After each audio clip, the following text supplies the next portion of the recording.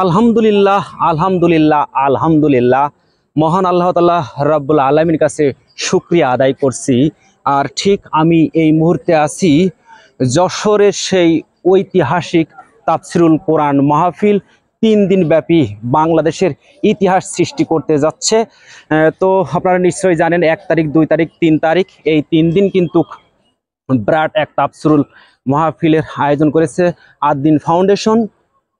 প্রিয় দর্শক, দেখতে পাচ্ছেন যে একটি সেই গেট, এই গেটে আসলে যেসব সর্বসাধারণ যারা আছে তাদেরকে কিন্তু ইতিমধ্যেই প্রবেশ নিষিদ্ধ করা হয়েছে। যারা মূলত আপনার এই আদ-দ্বীন ফাউন্ডেশনে যারা কর্মকর্তা বা কর্মচারী আছে শুধু তাদেরকে আসলে যাওয়ার জন্য পারমিশন দেওয়া হয়েছে, আদারওয়াইজ কাউকে কিন্তু আপনার পারমিশন দেওয়া হয় নাই। তো প্রিয় দর্শক, সেই কাঙ্ক্ষিত যে মঞ্চ, সেই মঞ্চের সামনে কিন্তু আপনাদেরকে আমি নিয়ে যাওয়ার চেষ্টা করব বা দেখানোর চেষ্টা করব।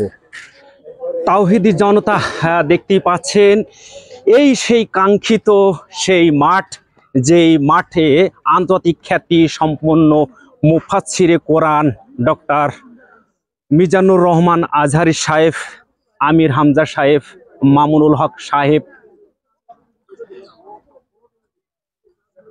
রফিকুল ইসলাম মাদানী সাহেব এখানে তাফসির পেশ করবেন।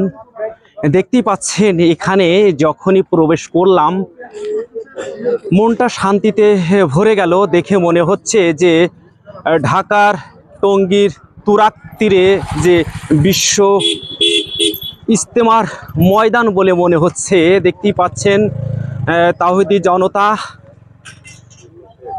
এখনো পর্যন্ত কিন্তু যেসব খুঁটিখাটি যেসব কাজগুলো আছে সেই কাজগুলো কিন্তু হচ্ছে। দেখতে পাচ্ছেন যে বাঁশগুলো পোতা আছে এবং যে সামিয়ানার কাজ, সেই সামিয়ানার কাজগুলো কিন্তু এখনো চলমান। বাংলাদেশের বিভিন্ন প্রান্ত থেকে কিন্তু অনেকে আসছেন শুধু এই যেখানে ডক্টর মোহাম্মদ মিজানুর রহমান আজহারী সাহেব যেখানে আসলে ওয়াজ করবেন সেই জায়গাটি বা সেই স্টেজটি দেখার জন্য কিন্তু অনেকে কিন্তু ছুটে আসছেন। দেখতে পাচ্ছেন যে সেই কাঙ্ক্ষিত স্টেজ, আর এই স্টেজেই কিন্তু ডক্টর মিজানুর রহমান আজহারী সাহেব তিনি তাফসির পেশ করবেন। আর এই আপনারা নিশ্চয়ই জানেন ডক্টর মিজানুর রহমান আজহারী, মুফতি আমির হামজা, আল্লামা মামুনুল হক সহ আরও যে আলেমগুলো আসবেন তারাও খুব বড় মাপের আলেম। এই জন্য আমরা যাদের নাম বলে তাদেরকে আসলে স্বচক্ষে কখনো দেখা হয়েছে কিনা? স্বচক্ষে দেখা হয়েছে। আমির হামজার মাহফিল আমি স্বচক্ষে দেখছি আমির হামজাকে।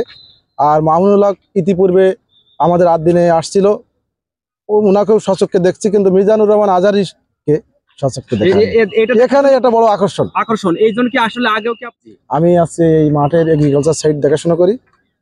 আমাদের এখানে ফসলাদি হয়তো স্যার এখানে মাহফিল করবে। কত বিঘা জমি আছে এখানে? এখানে আমাদের এবারে যে আমাদের ধানি জমি বাদ দিয়ে এখানে আমাদের 50-60 বিঘার উপরে জমি আছে। 50-60 বিঘা? হ্যাঁ, অবশ্যই আমরা গর্বিত এবং আনন্দিত।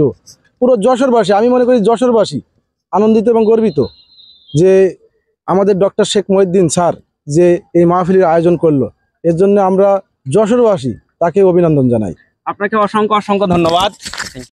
সর্বসাধারণের জন্য তো এখন পর্যন্ত নিষিদ্ধ করা হয়েছে, যেহেতু যে আদ-দ্বীন ফাউন্ডেশন যে মাহফিল হবে এটা ভেতরে কি প্রবেশ করতে পারছে না? কষ্ট হচ্ছে না? এমনি 3টের দিকে আসলে আপনার প্রবেশ করতে কোনো অসুবিধা হচ্ছে না। শুধু 3টার দিকে রে?